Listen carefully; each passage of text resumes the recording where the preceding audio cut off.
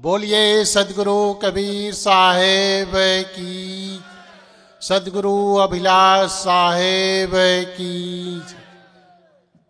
धन्यवाद। परम पूज्य गुरुवर श्री साहेब जी, विभिन्न आश्रमों से आए हुए पूज्य गुरुजन, महंतजन, साध्वी बहनों, वंदनीय संत समाज, सभा में उपस्थित भाइयों एवं बहनों, बीजक की एक साखी बहुत प्रसिद्ध साखी है, उस साखी पर थोड़ी चर्चा करेंगे। और साखी का असली भाव क्या है, हम संत किसे कहेंगे, संत कौन, यह भी आप कह सकते हैं। संत का मत क्या है, संत का सिद्धांत क्या है, संत की रहनी क्या है, मोटा मोटा लक्षण क्या है, एक ही साखी में कबीर साहिब रखे हैं। आपा तजे हरि भजे, नक्शिक तजे विकार, सब जीवन से निर्भय रहे, संत मता है सार। संत का मत क्या है? पहला गुण है उसके पास आपा नहीं होना चाहिए, अहंकार ना हो। दूसरा है कि वो इष्ट की सेवा में, इष्ट के भजन में लगा हो। तीसरी बात है उसके जीवन में जितने भी विकार हैं, तन के, मन के, वचन के, वो धूल जाना चाहिए। चौथी बात है संत के लिए कोई भी प्राणी विरोधी नहीं होता, उसका दुश्मन नहीं होता। ये चार लक्षण जिसके पास है, अहंकार न हो, इष्ट सेवा में हो, विकार न हो, और सभी प्राणी के लिए बड़ा मित्र भाव, इष्ट भाव, सुंदर भाव, ये संत मता है सार। ये संतों का यही मत है और यही जीवन का सार है। थोड़ी थोड़ी चर्चा कर लेते हैं। महात्मा हो गए फिर भी अहंकार नहीं छूटता। महात्मा होने के पहले पहला लक्षण है, भक्ति मार्ग का पहला लक्षण है, महात्मा भी पहले भक्ति ही करते हैं। जो भक्तिवान होते हैं वही वैराग्यवान होते हैं। भक्तिवान जब वैराग्यवान हो जाता है और किसी विशेष वेशभूषा को धारण कर लेते हैं गुरु की शरण में जा करके, तब उसको हम संत कहते हैं, साधु कहते हैं। यहां पर साहब कहते हैं आपा का त्याग होना चाहिए। आपा मतलब अहंकार का त्याग शब्द, आपा तजे शब्द है। वैसे आपा का अर्थ आप खुद होता है और आपा का अर्थ अहंकार भी होता है। तजने की बात है, इसलिए तजना किसको, किसे तजना चाहिए? जो हमारे लिए नुकसानदेह है। अहंकार, त्याग का भी अहंकार होता है, भक्ति का भी अहंकार हो जाता है, धन का भी अहंकार हो जाता है, विद्या का भी अहंकार हो जाता है, पढ़े लिखे होने का अहंकार हो जाता है। ज्यादातर पद का अहंकार, विद्या का अहंकार, बोलने का अहंकार, अपनी कला कौशल का अहंकार, जब तक इसका परित्याग नहीं होगा तब तक आप किसी की शरण में जाकर के, इष्ट के शरण में जाकर हरि भजे, दूसरा क्रम है, हरि का भजन करना पड़ेगा।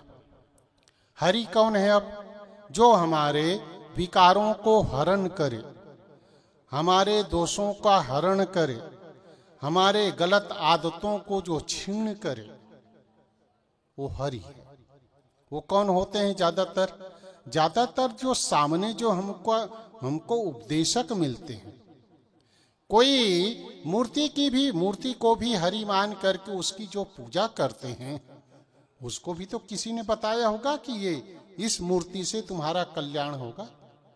बताने वाला कौन होता है? चेतन होता है।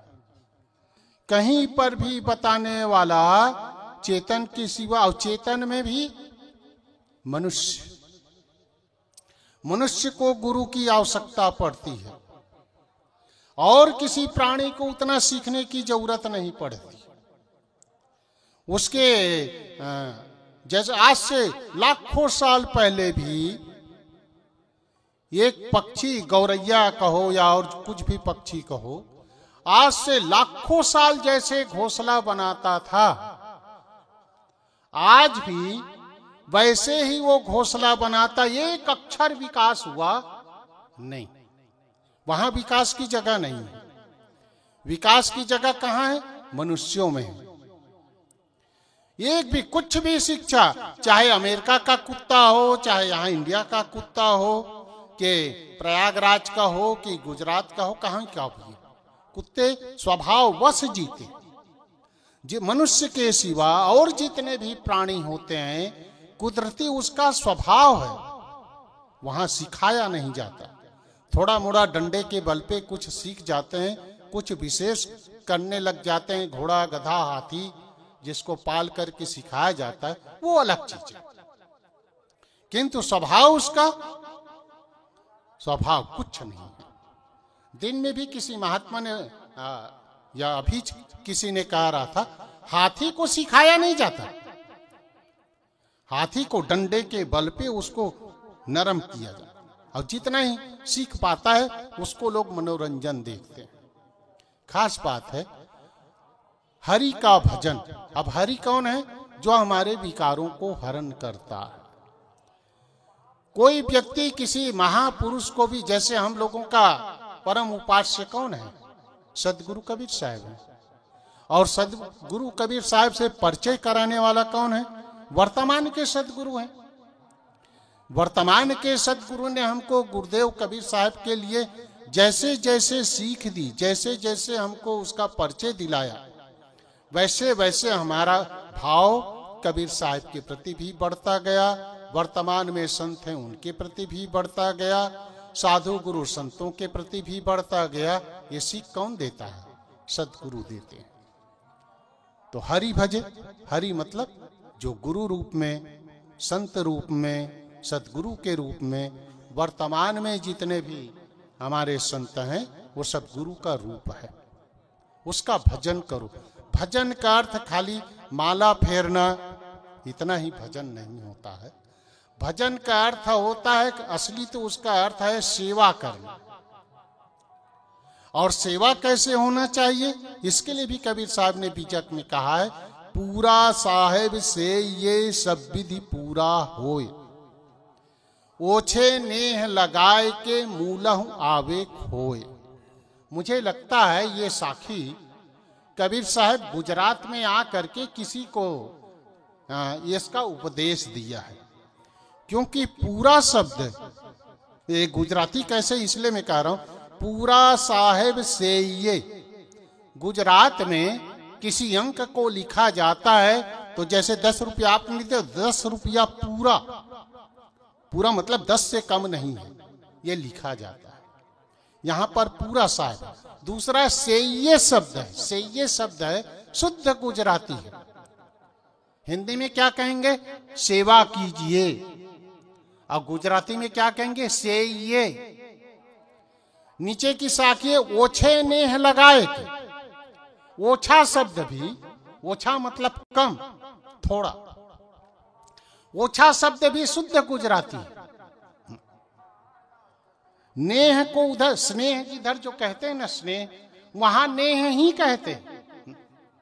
तो ऐसा लगता है कि कबीर साहब गुजरात में आकर के किसी साधक को या किसी भगत को ये साखी कहें। गुजरात में 4 बार कबीर साहब आए हैं और किसी न किसी को ये उपदेश दिए हैं। तो साहब कहते हैं पूरा साहेब से ये, पूरा मतलब जो पूर्ण साहेब हैं, साहेब बंदगी साहेब, जो पूरा साहेब हैं, किसी चीज की कमी नहीं है, उसको पूरा कहते हैं। जिसमें इष्ट कैसे होना चाहिए?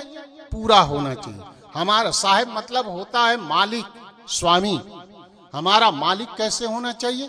पूरा होना चाहिए। ये पूरा क्या चीज, एक छोटा सा उदाहरण दे दूं, आप समझ जाएंगे। एक घोड़ा का व्यापारी था, किसी गांव में गया घोड़ा बेचने के लिए। सब घोड़ा बेच लिए थे, एक घोड़ा रह गया। देखा तो वहां के जो बड़ा आदमी था उसके पास गया और कहा, भैया एक घोड़ा मेरे पास है, आप उसको खरीद लीजिए। उसने कहा कितने का है? कहे 50,000 का। देखिए आप लोग घबराना नहीं, घोड़ा 50,000 नहीं। अब बीच में गुजरात में, उत्तर गुजरात गया था, तो एक भगत 3-4 घोड़े पाले थे, घोड़ा। और उसको कहा कि ये घोड़ा कितने का होगा? केवल 6 महीना का है, ऐसा बोला। कहे साहब 5 लाख से कम में नहीं जाएगा घोड़ा, 5 लाख से। उसने, मैं कहा इतने में तो आपको घोड़े में चढ़ते हो उतने तो डीजल पे गाड़ी आ जाएगी, इतनी कीमत है घोड़े की। उसने कहा 50,000। उसने कहा 50,000 ज्यादा बोलते हो भाई, कुछ कम कीजिए। तो कहे 5 रुपए में दे देंगे। कहे 5 रुपए कहाँ 50,000 भाव बता रहे हो, और कहाँ 5 रुपए? बात क्या है? कहे उसमें एक छोटी सी चीज नहीं है। कि क्या नहीं है? उसमें जान नहीं है। तो उसने कहा क्या मुर्दा को खरीदूंगा? कहने का मतलब यह है जिसमें जान ना हो वो पूरा घोड़ा नहीं है। इसी प्रकार से जिस इष्ट में, जिस देवता में जान ना हो वो पूरा साहब नहीं है। पूरा साहब उसको कहेंगे जो हमको निर्देश करे, उपदेश करे, बंदगी करे, तो हमारे सिर पे हाथ रखे, वो पूरा साहब है।